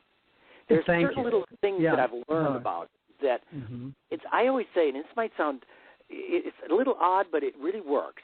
The more your hair is combed perfectly, the less phone calls you're going to get, I guarantee it. The more you quaff yourself, I can guarantee you'll have I'm having less hair to quaff over the years, so that's going to work in my favor. Just saying. I no longer have a 4-head. I have a 5-head. Just saying. Yeah. But which needs lots of powder. Thank you. Oh, yeah. I forgot to do my little, where is it? Where is it? That's all right. Yeah, I've noticed hold on. There you Thank go. You. There it is. Make sure to tip your waitress. Hey, I'll be here all week. Make sure you tip your waitress, right? Literally. Number 4, take care of your skin, especially your face. Unless you're doing an ass shot. Whatever. Like my dentist After all, your face is... Yeah. Go ahead, dear. My dentist always says, just floss the teeth that you want to keep. Don't bother with them. Don't even bother your with teeth are going to be false to you. Yes, exactly. Keep the face after all good. The rest of it can go to hell. Yeah. So take care of your skin, especially your face. After all, your face is the main focus of a headshot. Take care not to get sunburned or overly pluck your eyebrows. Yeah. Don't over pluck those eyebrows, boys and girls. One suggestion I try to say to all actors, really, or anybody in this industry, it doesn't matter if you're in it or not, you should do it, but it's to try to get into some sort of exercise program. I don't care if you just walk once a week or you do a half hour here or there, whatever. It's going to help your self-esteem. It'll build up your energy just enough. You're going to need your energy for those auditions, as you know, for the quickness. You have to get on you get a phone call, you have to go to do something quickly. You have to have the type of energy to kind of get up and go quickly, and so I think somebody in an exercise program really helps them. I've noticed that. Let's face it, if you look at, I've shot tons of, been around a lot of successful people and entertainers, and they all are in exercise programs, all of them. So that tells me somewhere that they're all. Are you reading my notes? Are you staring at my intense research? Because number 5 is get in shape. It's get in shape. Yeah, so simply similar to taking care of your skin, take care of your body. You'll not only become healthier, but also be more appealing to people who might book you for modeling or acting work. You don't have to be super skinny, or super fit. Rather, be comfortable with who you are. Exactly. That's so true. You said you took the words out of my mouth. That's the way I'd say it. You took them from me first. I couldn't take it. Yeah, you need that. You really need every bit. You know as well as anybody that you need every ounce of your energy every time you're in there. You just do. Yeah. It's part of this. Unless the only role you want to play in life is Jabba the Hutt, you should exercise. Maintain whatever. You know what I'm saying? Maintain whatever shape that you want to be. But like you said, because you gotta keep up a certain level of energy. If you've been on a set, whether it's a web series, whether it's a TV show or a film or a play, it takes a lot of energy to perform in any of those mediums. If you don't have an actor or performer that's, I have a production company now that I've been working with, and we're producing different things. And if we have somebody who's not really that good in front of the camera, professional, you'll just see how much longer it takes you to film anything. Absolutely anything. Oh yeah. It just takes forever to try to get something done with. When I'm doing corporate work with an executive, when you're their first time in front of a camera, it takes forever. Because that's why people should work with one take Tuffet. That's what I call it. One take Tuffet. So one take, ladies and gentlemen. Miss Tuffet. That's a good reputation to have. She's fabulous. She just filmed a commercial not too long ago. Where? In New Zealand. Hello? In New Zealand? No, it's in Bali, silly. Oh, whatever. That sounds more fancy. In Bali, sorry. Mm-hmm. Yeah, Bali, hi. God, that sounds like that was a nice trip, Bali. Well, she's that good. See? She's how I roll. Mm-hmm. And we're bringing it back to travel. We tried to travel. Yes. Now, number 6 on our list, I think it's just silly. But you tell me what you think, both of you, Tuffet and Timothy. You tell me. Practice your expressions in the mirror. Try to work up a wide variety of expressions such as business, confident, carefree, sexy, and more. Consult professional headshots for ideas. If you want, have our friends take some photos of your expressions to give you more practice before your photo shoot with the photographer. I don't know how to comment on that. What do you think? Yeah, for some people it works. Everybody's different, but for some people that can help them to learn about themselves. Yeah, I don't think anything can. I mean, the more you know about yourself, how to look better for yourself. I mean, I know plenty of stars that they immediately go to a certain angle for you to shoot them at. Immediately, they know what looks best for them. I don't think it hurts anybody to learn more about themselves. So yeah, if they can learn something from it, great. But when you go into the photo session, if you want to throw yourself into the hands of the photographer to just do whatever you need to do, so you don't start concentrating strictly on just one thing. That photographer should be able to pick it up. He'll see the angle, or he or she. Look, the issue I had with number 6 about practicing your expressions in the mirror is that it seemed a little too simplified to me, a little too like cardboard cutout kind of, because I can't imagine being in a photo shoot and having you say, okay, Michael, be business, be confident, be carefree, be sexy. Yeah. What? Yeah. So, but just get to know, how you. I think it's good to sort of practice in front of the mirror to get to understand how you look from the other side. We might not be aware. Oh my God, when I smile, I really raise my my lips up way above my gums, and my eyes get way too big. I need to relax my face a little bit. Oh, okay, things like that. Things like that may not be accentuating or getting instead of getting in the way. Yeah, those are the things that I think a person can learn from it. Is looking in the mirror and going, oh my, when I smile, my eyes get a little narrow looking. Maybe I need to open them a little bit more. Let me see how that works. And you start to learn little things like that can help you. Yes, especially for the runway. But it can't help. Thank you, because I mean, I don't know how many runways that we've had to work this year. Tuffet and I, we are just world class fashion models, and we have to work that runway. Oh, it's tiring. It's tiring. I know it. Right. Right. All 5 but that's how we learned it. Absolutely. That's how we travel. That's how we see the world because we're fashion models. That's how we travel. Yeah, in our minds. So exactly. Number 2. You always see red, don't you, when you look down? Yes. And number 7, come to the photo shoot well rested. You don't want bags under your eyes unless they're Louis Vuitton. Being tired can make you cranky, and you want to be as relaxed as possible. That seems like the fact that you have to tell somebody that. But do you have to remind the people that you're going to shoot about being rested? Well, that was Tuffet's ride that you hear in the background. That police. I gotta Sorry. go. This is my time. I gotta go. Katie, you're right there. I have had a lot of people that have come. I remember photographing an actress that came in. And when she got there, she was telling me her cat had just died last night. It was killed by the neighbor next door. But she was an actress that worked a lot. I had to shoot her. It was for publicity. And it was a very trying situation, so we talked through it all. But, and she didn't sleep at all that night, and she was very I had to really, but anyhow, she did extremely well. She was really a pro, a real pro. Really was. But I had to play my eerie sound cue. It just sounded very scary, like she had just a really bad night. Yeah, well, that's terrible. But now, did you just power through it? We had to. It had to be published right away. The photographs of her. She was on the okay. But thank God for Photoshop.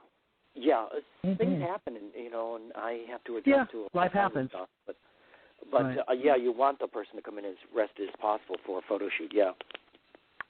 Yeah, now number 8, I think, fits in really well. This is our last one on the list, and then we're going to get into some really fun music. For the end of our show, our Jukebox 5 segment, because we always like to end the show on a musical note. We like to shake our booties. That's how we say it, and so that we look good for when we shoot with you. So number 8, and I don't think that you'll have a difficult time agreeing with this, Timothy Pilgrim. Photographer extraordinaire, legend. In Hollywood. Legend. Listen to Listen to the photographer during the photo shoot. Following his or her instructions will keep it an enjoyable time rather than stressful. Ask questions and share concerns if necessary. Be relaxed and have fun. The last thing is Discuss. most important right there. Fun. Yes. I try to tell people when they come into have a photo session with me, don't come in here to work. I'll do the work. Just come in to have fun. I'll do all the work. Just come on in and have some fun. We're going to play around. How do you make it fun? Is it booze? Is it candy?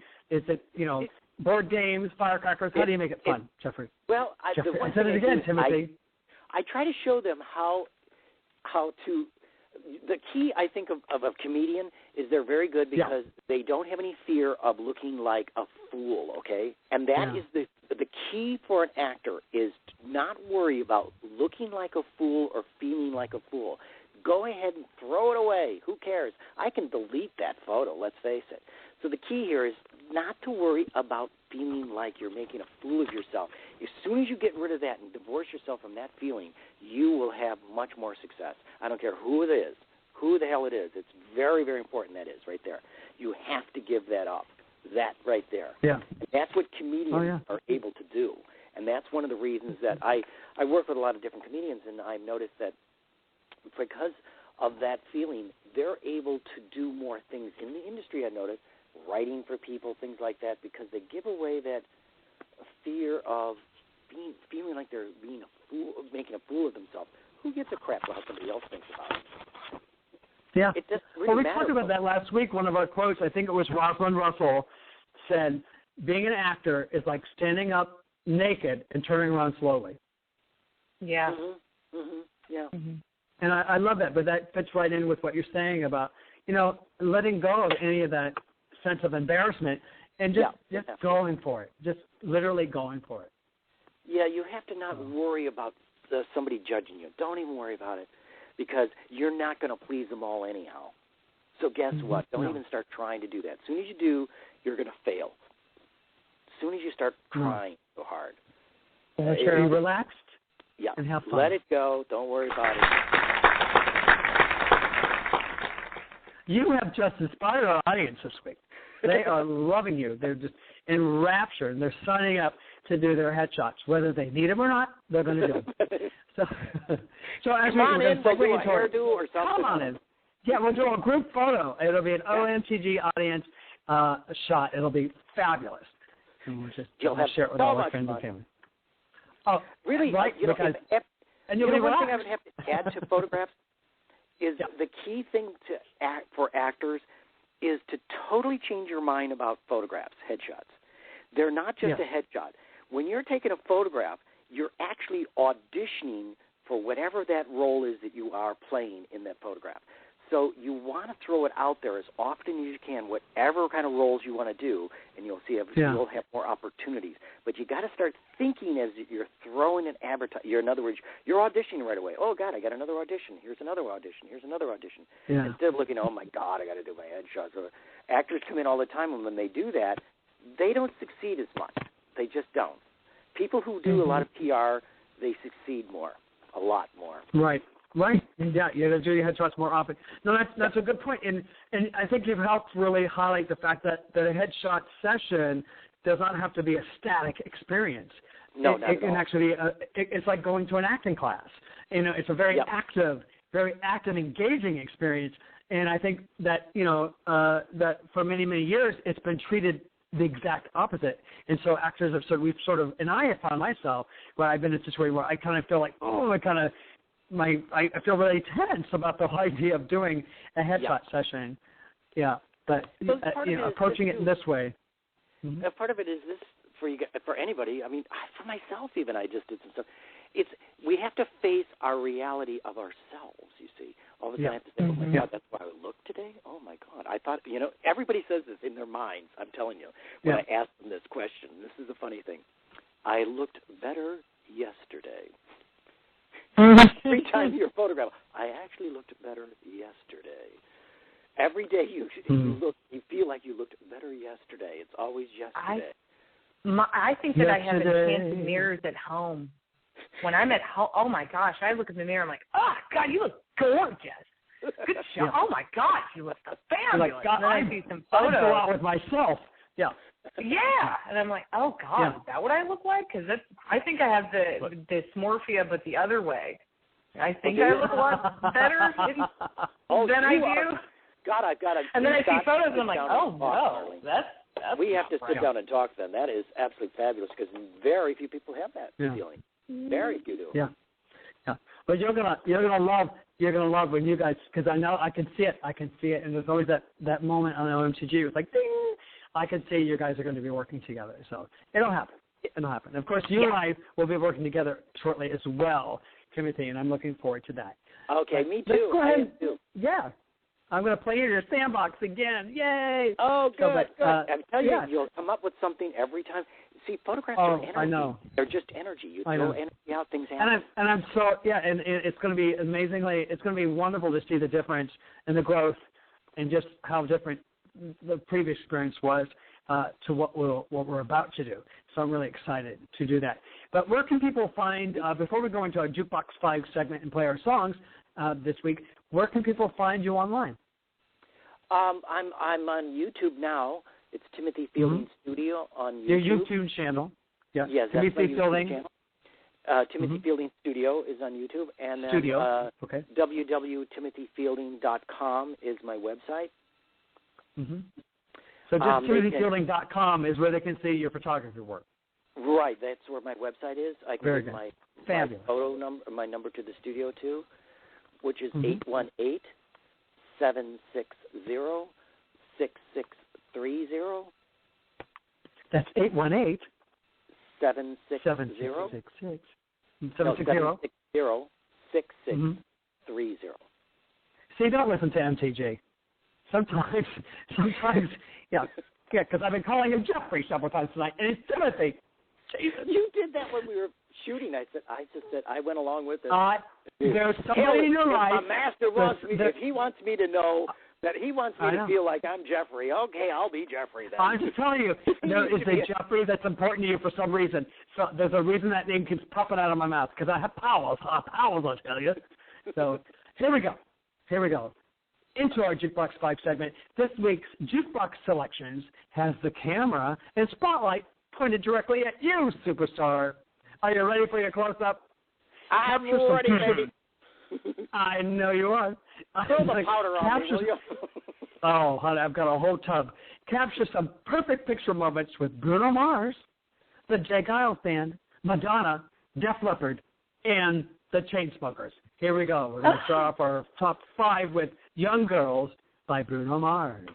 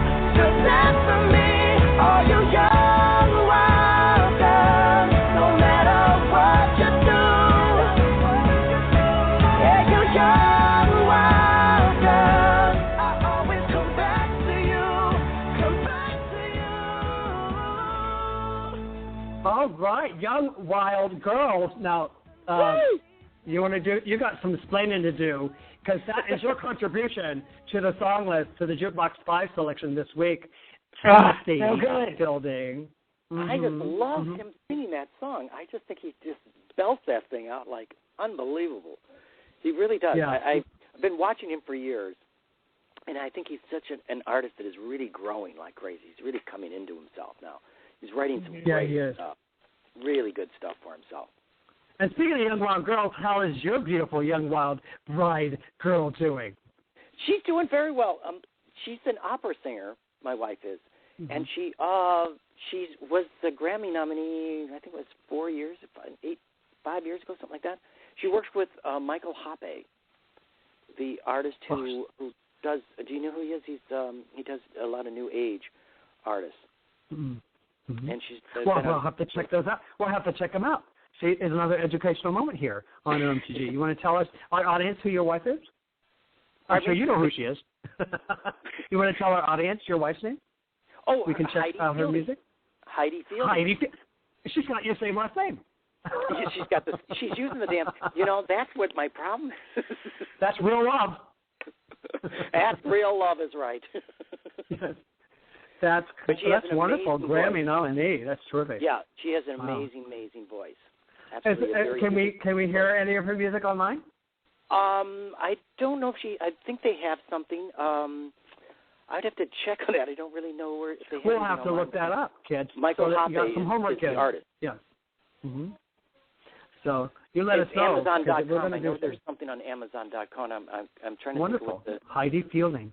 Yeah, the album that you'd be on was is called Solace. Yes. Solid. Sol Us. Sola. See, I can't hear tonight. I don't know what it is. Ask Tuffet. She was giving me the word up list, and I was not saying anything but the word she was giving me. I was saying it. But moving on, kids, because this is our music segment. Gabby MTG here. So number 4, because I wanted to choose songs that kind of fit in with the theme of our guest this evening, and this is a throwback to 1880s when I was in high school, and this is a popular song from that time called Freeze Frame by the J. Giles Band. Oh, good. Freeze frame!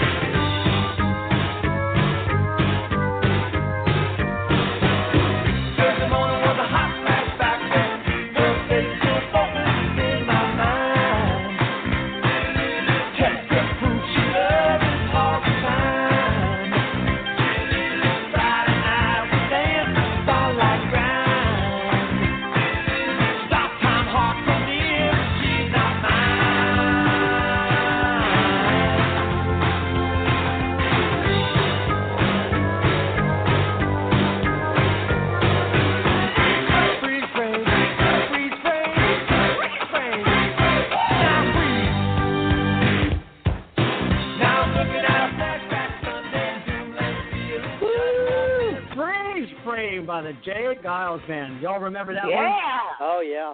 Thank God. That's a good one. That was a good one. Now, did that fit into the theme of photography? What do you think? Was that a good fit? I believe you hit it right on the mark. If you focused right on it. Focused right on it. Oh, ladies and gentlemen, we got a live one on us tonight. Live one. Okay. You got another one? Yes. Yeah, I do. And then we have 3 more to go. Number 3, we went 5 was Young Girls, Bruno Mars. Number 4 was Freeze Frame with J. Giles Band. Number 3, this you'll know right away as it starts.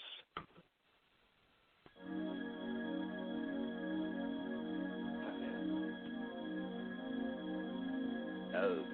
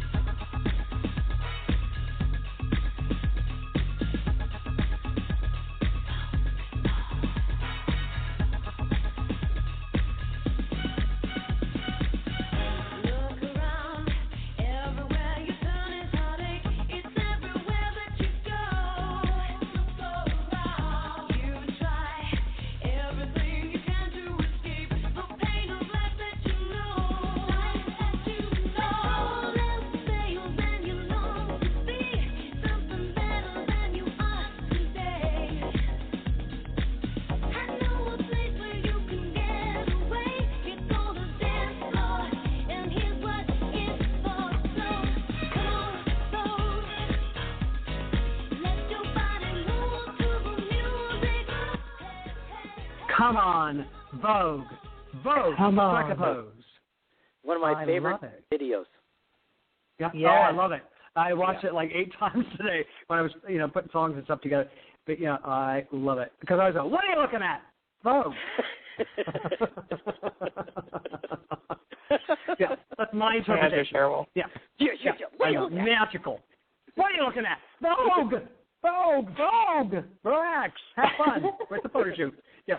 Now, number 2 is kind of hitting it on the head, but I think you'll appreciate it nonetheless.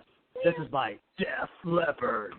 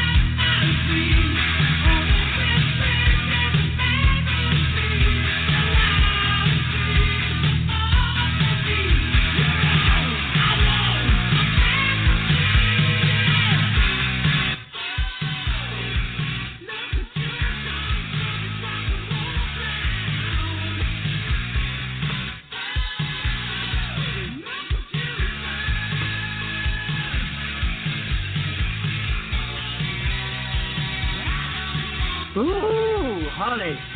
Photograph by Def Leppard. Woo, I think Tuffet was banging her head so rapidly, she hit it on the studio dashboard. Do not be afeared, kids. Do not be afeared. She's fine. I'm good. I'm okay. That was a good one. That's a good one. We're going to have to play that. I'm thinking I'm going to have to bring the song list with me when we do our next photo session. I'm just thinking. That's a good thinking. Yeah. Now, the number 1 song here on our Jukebox 5 this week is probably a photographer's greatest nightmare. Okay? But it has to be addressed. Here it is, ladies and gentlemen. Take it in. This is by the Chainsmokers.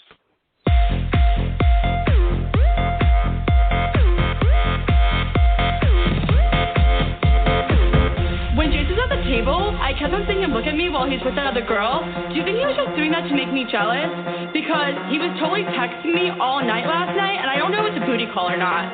So, what do you think? Did you think that girl was pretty? How did that girl even get in here? Do you see her? She's so short, and that dress is so tacky. Who wears cheetah? It's not even summer. Why does the DJ keep on playing Summertime Sadness? After we get out of the bathroom, can we go smoke a cigarette? I really need one. But first, let me take a selfie.